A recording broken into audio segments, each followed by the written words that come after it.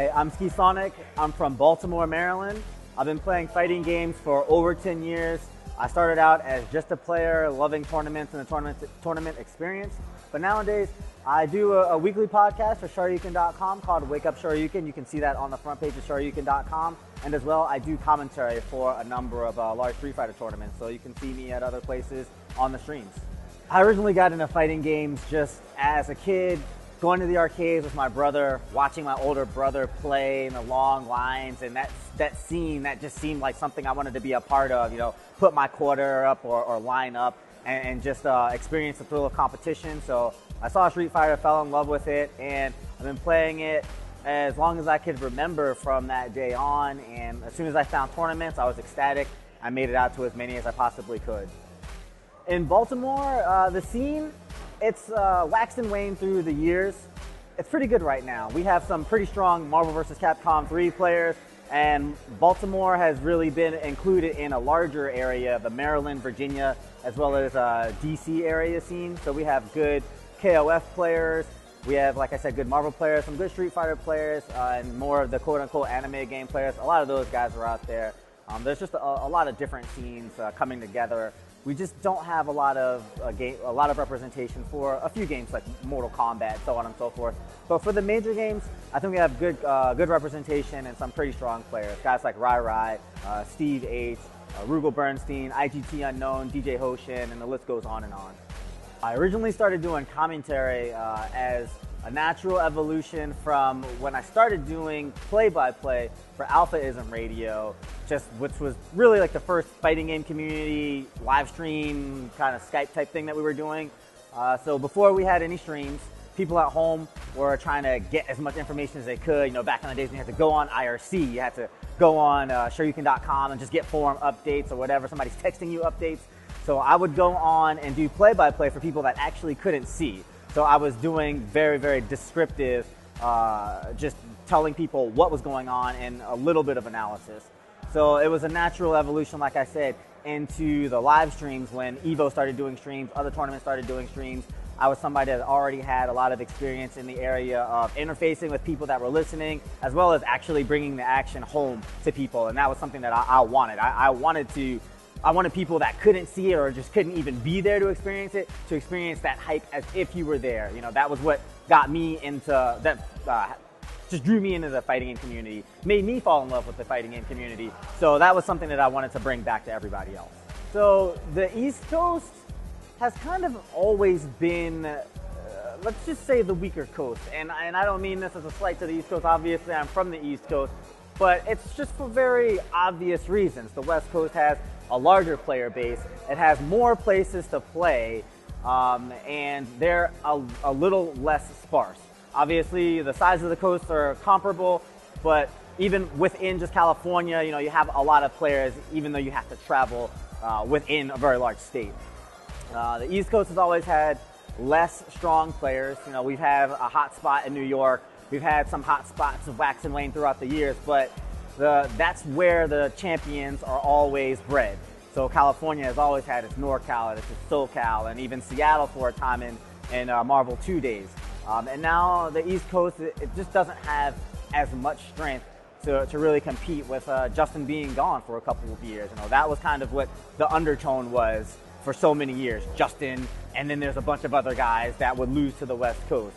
Nowadays, I think it's actually a lot more even. There's a lot of guys on the East Coast that can compete with all the best guys on the West Coast, including Justin. With Chris G out here, that gives us somebody strong to kind of throw our hats behind, something similar to what we had in Justin in these days. And obviously the West Coast, they have Justin, and they still have this very, very strong player base, this huge player base. So as far as the East Coast stepping its game up to that level, I think they just have to keep playing, try to have some get-togethers, try to make it out to these weekly tournaments. You see something like a Wednesday Night Fights or the Run Back, and they have very strong representation. Maybe on the East Coast, it's a little bit harder to make it out. People are a little bit less inclined to make it out to the weekly gatherings, but that's how people level up. It's online play helps a lot. but that's not where champions have been made traditionally. You know, you need to be there, interface with people, talk it out, and I see a lot of that here in the New York scene since I've been here this weekend. So I think if people on the East Coast can take a little bit of a cue from scenes like New York or even internationally, just getting together a lot and exchanging as much information as possible, I think that's what's gonna, you know, keep stepping people up.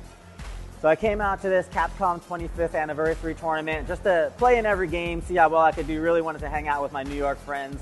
I did terribly. I actually almost went 0-8, so I was gonna enter like 2 more tournaments and lose those 0-2, and then I'd be the true Johnny Donuts of the weekend, going 0-12. I didn't quite get to make that happen, but I got a few wins under my belt, Street Fighter, Cross Tekken. Everything else, I got kind of bodied. I haven't been playing these games as much in the recent days, but I still like these games, the Capcom games, a lot. I'm glad to see that Capcom is supporting with this tournament and trying to keep interest in all of their fighting games.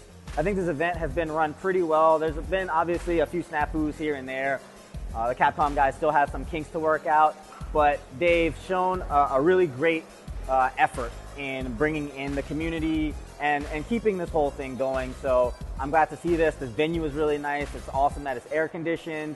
The staff has been pretty nice. And, you know, like I said, aside from a few glitches here and there, I think it's been a pretty well-run tournament. Man, it's so hard to look into the future and see where the fighting game community is going, because 3, 4, 5 years ago, especially 10 years ago, nobody would have projected that we would have what we have right now. And that's not a huge amount compared to, you know, the quote-unquote esports, you know, the games with actual pro scenes, with competitive leagues that go yearly, that get televised in other countries. But we've come very, very far from having a tournament in whatever venue we could rustle up, you know, maybe the library or something. Not to say that we don't still have those kinds of things. I still think that fighting games have a lot of potential growth as far as the competitive community is concerned. There are still more players to be found. There are still more spectators to be made. We're getting a little bit oversaturated with tournaments and tournament streams right now. I think in the next few years, that might slow down a little bit. You know, maybe we can have a little bit more collaboration with tournament organizers and all, and get the big streams a little bit more attention. I still think we'll see more and more smaller tournaments that will be streamed, but hopefully we can get a little bit less competition on the major events. It's hard though. There are so many big events. It's getting so much bigger. There are more sponsors coming in, and I don't see all this slowing down. So I think what there needs to be is more communication between these big events. I think there will be a lot more events, a lot more players, maybe a Street Fighter 5, something like that. Something to, as long as we can keep reinvigorating this scene with great AAA releases that keep bringing people out, you know, I think the sky's the limit. Video games have a really far road to travel right now.